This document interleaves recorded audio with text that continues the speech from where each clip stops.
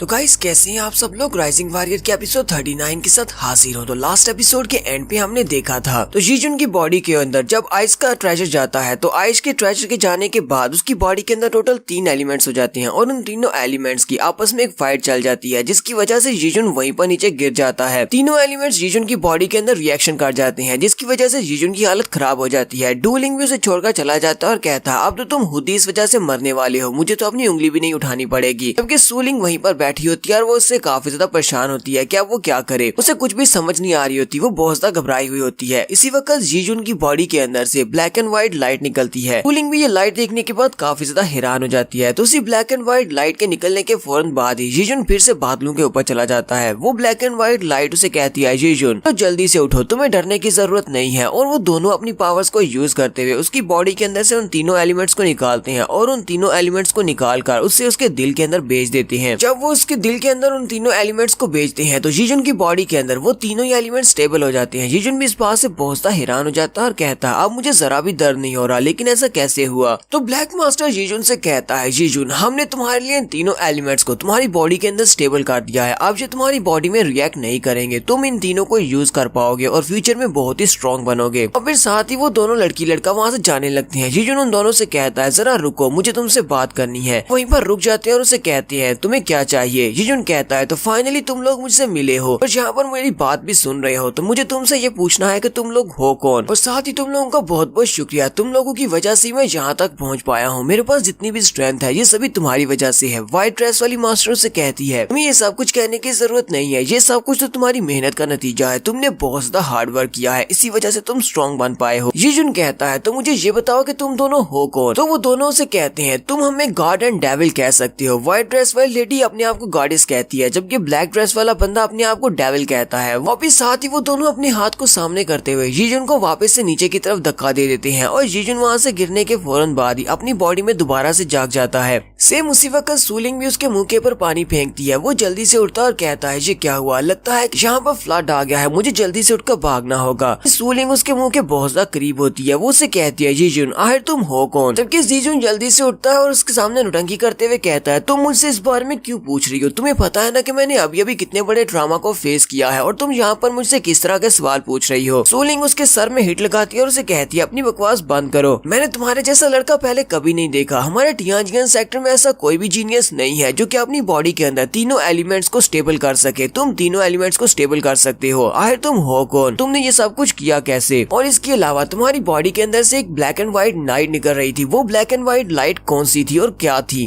जीजुन से कहता है मुझे इस ब्लैक एंड व्हाइट लाइट के बारे में नहीं पता, मैं बस उसके साथ ही पैदा हुआ था, वो मेरी बॉडी से अक्सर निकलती रहती है। सूलिंग उसे कहती है तो तुम्हारे कहने का मतलब ये है कि जब से तुम पैदा हुए तुम तब से एक जीनियस हो। जीजुन उसे कहता है हाँ मैं तो शुरुआत से ये कहता आ रहा हूँ कि मैं टियानजियन सेक्टर का एक बहुत बड़ा जीनियस हूँ, तुम इस बात पर यकीन नहीं करती। सूलिंग उठकर खड़ी हो जाती है और उसे कहती है चलो ठीक है मैं तुम्हारी इस बात को मान लेती हूँ, यहाँ पर जो कुछ भी हो रहा है वो सब कुछ सच है क्योंकि तुम्हें यहाँ पर 2 अनकॉमन स्पिरिट वेपन्स मिले हैं और साथ ही तुम्हारे पास 3 एलिमेंट्स की पावर्स भी आ चुकी हैं। और इस सब को देखकर तो लगता है कि लड़के तुम्हारा फ्यूचर बहुत ज्यादा ग्रेट होने वाला है। जीजुन भी उसकी बात सुनने के बाद बहुत ज्यादा हैरान होता है। फिर साथ ही उसे कहता है तारीफ करने के लिए तुम्हारा बहुत बहुत शुक्रिया मेरी जूनियर सिस्टर। वो जूनियर सिस्टर का नाम लेता है। उसी वक्त सूलिंग उसके मुंह पर एक जबरदस्त पंच मारती है और उसे कहती है लगता है कि तुम्हें अपनी मेमोरी पर काम करना चाहिए, तुम इतनी जल्दी भूल भी गए हो, मैं तुम्हारी जूनियर सिस्टर नहीं बल्कि सीनियर सिस्टर हूँ। जीजुन उसका पंच खाने के बाद उसे कहता है अच्छा ठीक है मेरी सीनियर सिस्टर, मुझे ये बताओ डूलिंग जियान कहाँ पर चला गया। सूलिंग उसे कहती है जब तुम वहाँ पर तीनों एलिमेंट्स की वजह से तड़प रहे थे तब वो तुम्हें छोड़कर चला गया, उसे लगा कि शायद तुम मर जाओगे, इसी वजह से वो यहाँ से चला गया है। जीजुन और सूलिंग अभी यहीं पर होते हैं कि उसी वक्त उन्हें ग्राउंड के हिलने की आवाज आती है। वो लोग जल्दी से पीछे की तरफ देखते हैं और कहते हैं अब पीछे क्या हो रहा है, हमने यहाँ पर फॉर्मेशन को तो तोड़ दिया है, वो बड़ा सा जायंट कहाँ से निकल आया। उनके पीछे एक बड़ा सा रेत का जायंट होता है जो कि किसी के पीछे लगा होता है। जीजुन से कहता है हाँ हमने फॉर्मेशन सेंटर को डिस्ट्रॉय कर दिया है लेकिन ये बड़ा सा जायंट किसी के पीछे है, जरा गौर से देखो, वहाँ पर 3 डिसाइपल्स हैं, वहाँ पर 3 व्हाइट रोब वाले डिसाइपल्स होते हैं जो कि उसके सामने भाग रहे होते हैं। सूलिंग उन तीनों को देखती पहचान जाती है और कहती है ये तो लू वेन चेन है, इसके साथ इसके दोनों भाई हैं। जीजुन कहता है तो इसका मतलब हमारे टियानजियन सेक्टर का ग्रुप फाइनली यहाँ पर पहुंच आया है क्योंकि ये सारे व्हाइट ड्रेस वाले लड़के हैं और व्हाइट ड्रेस वाले डिसाइपल्स यहाँ पर पहले नहीं आ सकते थे। सूलिंग जीजुन से कहती है ये लड़का लू वेन चेन मास्टर ओयांग का सबसे फेवरेट डिसाइपल है और ये एक बहुत ही जीनियस लड़का है, तो ये लड़का यहाँ पर है तो इसका मतलब मास्टर ओयांग भी बहुत ही जल्दी यहाँ पर आते होंगे और बाकी के सारे मास्टर भी यहाँ पर आ जाएंगे।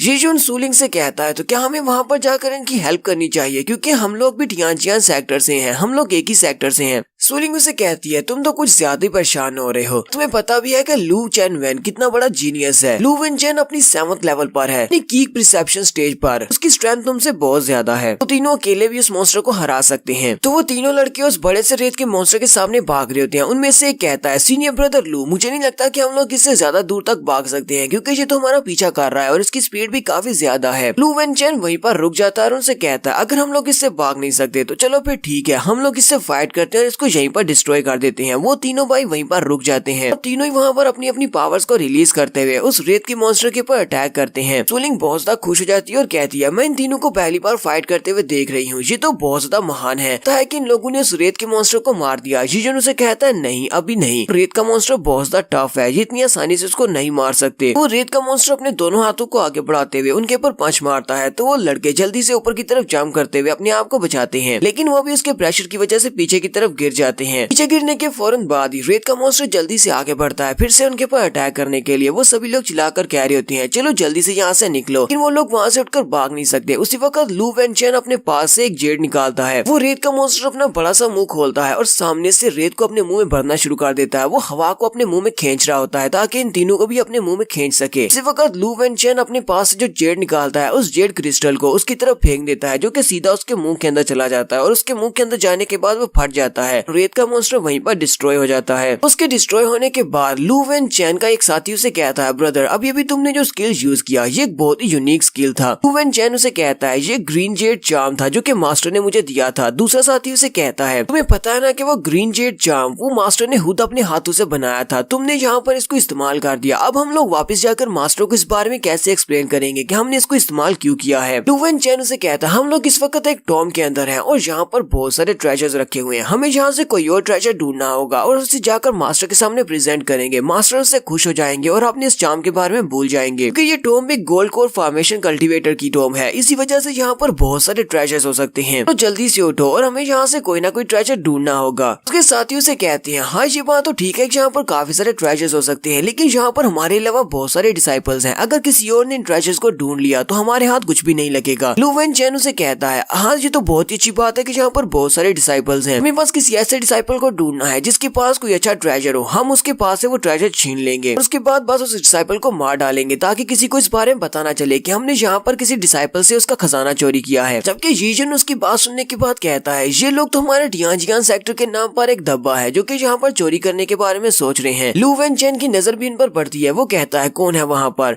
जीजन उसे दूर से रिस्पेक्ट देते हुए कहता है मैं टियानजियान सेक्टर का एक डिसाइपल हूँ, मेरा नाम जीजुन है। लू वेन चेन का साथी उसे कहता है इस बार जो फाइटिंग टूर्नामेंट हुआ था उस फाइटिंग टूर्नामेंट का ये फर्स्ट रैंक का स्टूडेंट है, ने बाकी के सारे स्टूडेंट्स को हराया था और टॉप पोजीशन पर है। इसके अलावा इसके पास की जेंग लाओ की अप्रूवल भी है, इसके पास एमरल्ड स्पिरिट वाटर है। लू वेन चेन उसकी बात सुनने के बाद आगे बढ़ता है, जीजुन से कहता है ब्रदर जी क्या तुम्हें यहाँ पर कोई ट्रेजर मिला। जीजुन उसे कहता है हाँ मुझे यहाँ पर काफी सारे ट्रेजर्स मिले हैं, लेकिन मैं तुम्हें उनमें से कोई भी ट्रेजर नहीं देने वाला। लू वेन चेन उसकी बात सुनने के बाद कहता है तुम तो बहुत ज्यादा स्मार्ट हो, तुम्हें ये बात अच्छी तरह से पता है कि मैं तुमसे स्मार्ट ट्रेजर्स लेने वाला हूँ, इसी वजह से तुम यहाँ पर अपना एटीट्यूड दिखा रहे हो, लेकिन लगता है कि हम सीनियर ब्रदर्स को तुम्हें यहाँ पर सबक सिखाना ही पड़ेगा। लू वेन चेन जीजुन से कहता है जीजुन तुम्हारे पास अभी भी एक मौका है, तुम्हारे पास जितने भी ट्रेजर्स हैं जो तुम्हें इस टॉम से मिले हैं वो सारे के सारे मेरे हवाले करो और मैं तुम्हें जिंदा छोड़ दूंगा, कहीं ना ऐसा ना हो कि मरने के बाद तुम्हें पछताना पड़े। जीजुन उसे कहता है ब्रदर मेरे पास तो सिर्फ कुछ अनकॉमन वेपन्स हैं, मेरे पास एक Z spirit weapon black shining sword, क्या तुम्हें वो चाहिए। और लू वेन चेन उसकी बात सुनने के बाद गुस्सा हो जाता है और अपने साथियों से कहता है चलो जल्दी से आगे बढ़ो और इसके पास जितने भी ट्रेजर्स हैं वो सारे के सारे ट्रेजर्स इससे ले लो। और वो दोनों उसके साथी जल्दी से आगे बढ़ते हैं, क्योंकि उसी वक्त सोलिंग चिल्लाकर उनसे कहती है जहाँ पर हो वहीं पर रुक जाओ। साथ ही वह लू वेन चेन से कहती है लू वेन चेन तुम्हारे जैसा एक छोटा सा डिसाइपल जो कि टियानजियान सेक्टर का बहुत ही छोटा सा डिसाइपल है कि हिम्मत कैसे हुई यहाँ पर मेरे सामने इस तरह बिहेव करने की। लू वेन चेन उसकी तरफ देखता और कहता है तो यहाँ पर एक और छोटी लड़की है, तुम्हें लगता है कि तुम कोई बहुत ही महान लड़की हो सकता है कि तुम एक जीनियस हो, लेकिन मेरे सामने कुछ भी नहीं हो। जबकि लू वेन चेन का साथी उसे कहता है ब्रदर जरा रुको, मैं इस लड़की को पहचानता हूँ, ये तो हमारे शैडोलेस मास्टर सू हाओ की बेटी है, इसका नाम सूलिंग हो सकता है। लू वेन चेन भी ये बात सुनने के बाद बहुत ज्यादा हैरान हो जाता है और कहता है क्या ये वाकई में सू हाओ की बेटी है, यानी कि हमारे टियानजियान सेक्टर के जो बड़े 4 एल्डर्स हैं उन चारों में से एल्डर सू भी है, ये एल्डर सू की बेटी है। जीजुन भी ये बात सुनने के बाद बहुत ज्यादा हैरान हो जाता है और कहता है तो फाइनली मुझे भी पता चल ही गया कि ये एल्डर सू हाओ की बेटी है। तो यहीं पर हम लोग अपनी एपिसोड 39 का एंड करेंगे। एपिसोड की एक्सप्लेनेशन अच्छी लगी हो तो कमेंट करके जरूर बताइएगा। चैनल को सब्सक्राइब कर दे, वीडियो को लाइक और शेयर कर दे। शुक्रिया।